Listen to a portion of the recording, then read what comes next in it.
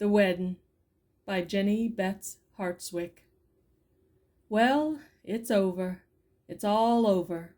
Being the last to leave, I know that, and I declare, I'm that full of all the things we had to eat that John and me won't want any supper for a good hour yet, so I just ran in to tell you about it while it's on the top of my mind. It's an everlasting shame you had to miss it. One thing, though, you'll get a good tray of good things sent in to you. I shouldn't wonder. I know there's loads left, for I happened to slip out to the kitchen for a drink of water. I was that dry after all those salty nuts, and I didn't want to trouble 'em, and I saw just heaps of things standing round. Most likely you'll get a good large plate of cake, not just a pinchin' little mite of a piece in a box. The boxes is real pretty, though, and they did look real palatial all stacked up on the table by the front door with a strange colored man in white gloves like a pall-bearer to hand 'em to you. How did I get 2 of 'em? Why, it just happened that way. You see, when I was leaving, I missed my sunshade, and I laid my box down on the hat-rack stand while I went upstairs to look for it. I went through all the rooms, and just when I'd about given it up, why, there it was, right in my hand all the time. Wasn't that foolish? And when I came downstairs, I found I'd clean forgot where I laid that box of cake. I hunted everywhere, and then I just had to tell the man how 'twas, so he handed me another one. And I was just walking out the front door when, would you believe it, if there wasn't the other one, just as innocent on the hat-rack stand where I had laid it. So now I have 3 of 'em, counting John's. I just can't seem to realize that Eleanor Jameson is married at last, can you? She took her time if ever anybody did. They do say she was real taken with that young college professor with the full beard and spectacles that visited there last summer, and then to think that, after all, she went and married a man with a smooth face. He wears glasses, though. That's one point in common. Eleanor's gone off a good deal lately. Don't you think so? You hadn't noticed it? But then you never was any great hand at noticing. I've noticed you weren't. Why, the other day when I was there offering to help 'em get ready for the wedding, I noticed that she looked real worn, and there was 2 or 3 little fine lines in her eye corners. Not real wrinkles, of course, but we all know that lines is a forerunner. Her hair's beginning to turn, too. I noticed that coming out of church last Sunday. I dare say her knowing this made her less particular than she'd once have been. And after all, marrying any husband is a good deal like buying a new black silk dress pattern. An awful risk. You may look at it on both sides and hold it up to the light and pull it to see if it'll fray and try if it'll spot, but you can't be sure what it'll do till after you've worn it a spell. There's one advantage to the dress pattern, though. You can make 'em take it back if you mistrust it won't wear, if you haven't cut into it, that is. But when you've got a husband, why, you've got him, to have and to hold, for better and worse and good and all. Yes, I'm coming to the wedding. I declare, when I think about how careless Eleanor is about little things, I can't help mistrusting what kind of a housekeeper she'll turn out. Why, when John's and my invitation came, it was only printed to the church. There wasn't any reception card among it. Now, I've supplied Eleanor's folks with butter and eggs and spring chickens for 30 years, and I'd just have gone anyway, for I knew it was a mistake, but John held out that it wasn't, that they didn't mean to have us to the house part. So to settle it, I went right over and told 'em. I told Eleanor she mustn't feel put out about it. We was all mortal, and if it hadn't been for satisfying John, I'd never have let her know how careless she'd been. Of course I'd made allowance. A wedding is upsetting to the intellect, and so 'twas all right. I had a real good view of the ceremony, but 'twasn't their fault that I had. It just happened that way. When John and me got there, I asked the young man at the door, he was a yusher and a stranger to me, to give us a front seat. But he said that all the front places was reserved for the relations of the bride and groom. And then I noticed that they'd tied off the middle aisle about 7 pews back, with white satin ribbons and a big bunch of pink roses. It seemed real impolite to invite folks to a wedding and then take the best seats themselves. Well, just then I happened to feel my shoelacing getting loose, and I stepped to one side to fix it, and when I got up from stooping and my gloves on and buttoned, I had to take 'em off to tie my shoe, and straighten John's cravat for him, why, there was the families on both sides just going in. Of course we had to follow right along behind 'em, and when we came up to the ribbons, would you believe it? The big bow just untied itself, or seemed to. I heard afterward it was done by somebody pulling a invisible wire, and we all walked through and took seats. I made John go into the pew ahead of me, so's I could get out without disturbing anybody, if I should have a headache or feel faint.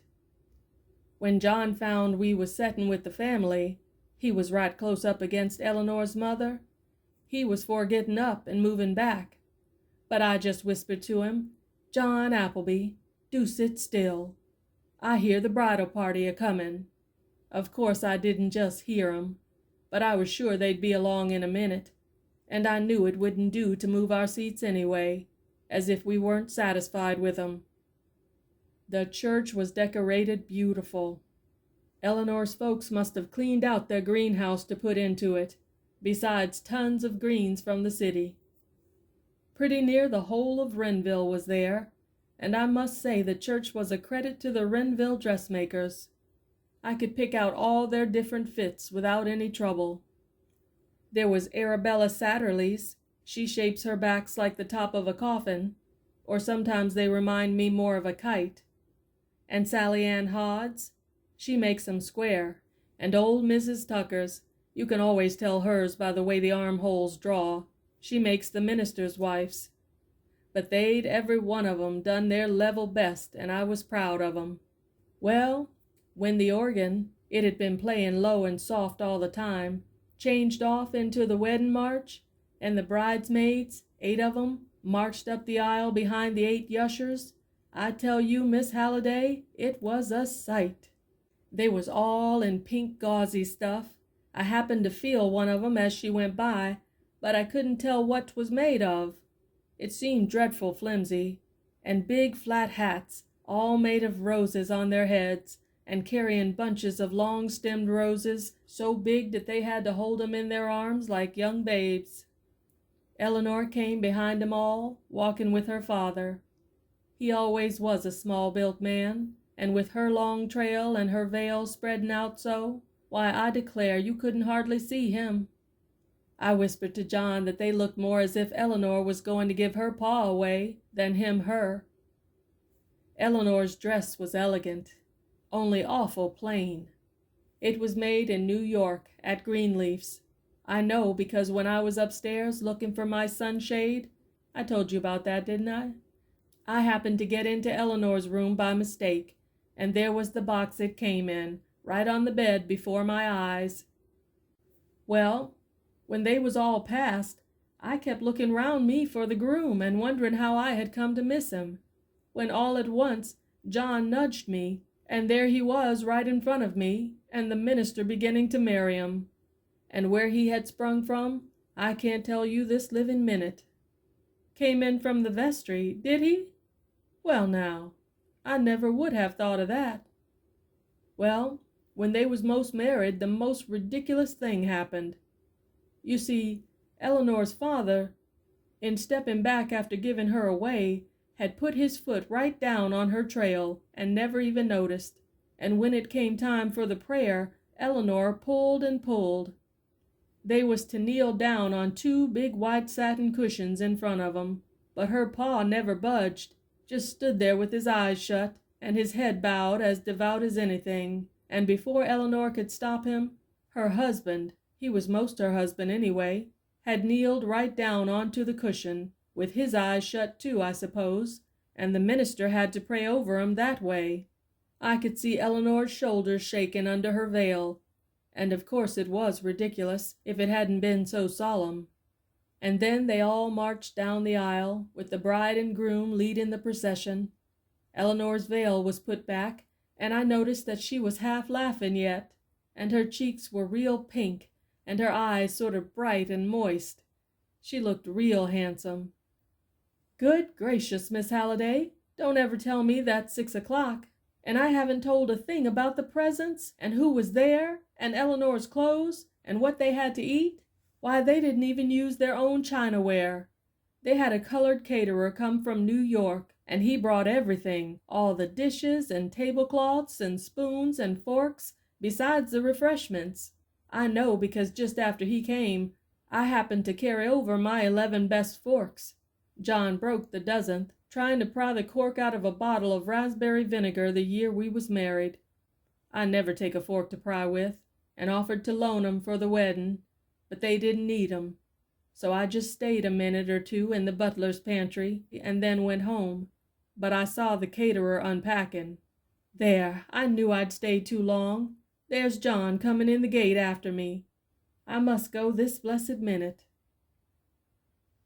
End of The Weddin' by Jenny Betts Hartswick.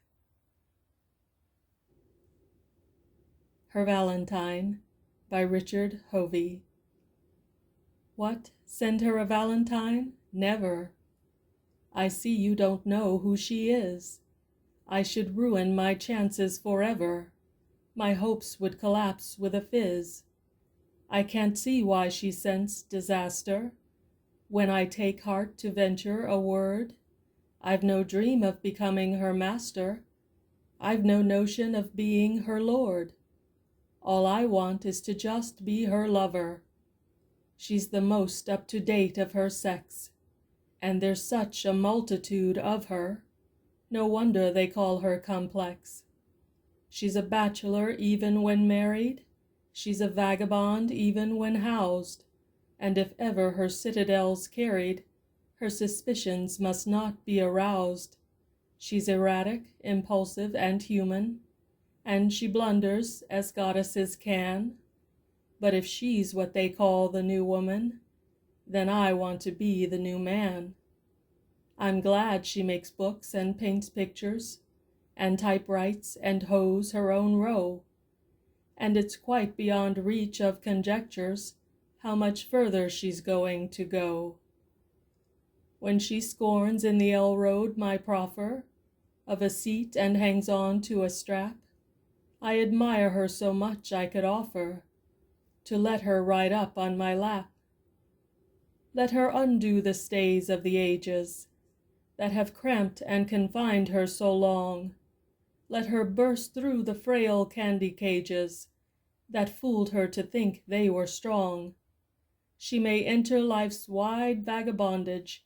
She may do without flutter or frill. She may take off the chains of her bondage, and anything else that she will. She may take me off, for example, and she probably does when I'm gone. I'm aware the occasion is ample. That's why I so often take on. I'm so glad she can win her own dollars, and know all the freedom it brings. I love her in shirt-waists and collars. I love her in dress reform things. I love her in bicycle skirtlings, especially when there's a breeze. I love her in crinklings and quirklings, and anything else that you please. I dote on her even in bloomers, if Parisian enough in their style. In fact, she may choose her customers whenever her fancy beguile. She may box, she may shoot, she may wrestle. She may argue, hold office, or vote. She may engineer turret or trestle, and build a few ships that will float. She may lecture all lectures but curtain, make money and naturally spend. If I let her have her way, I'm certain she'll let me have mine in the end.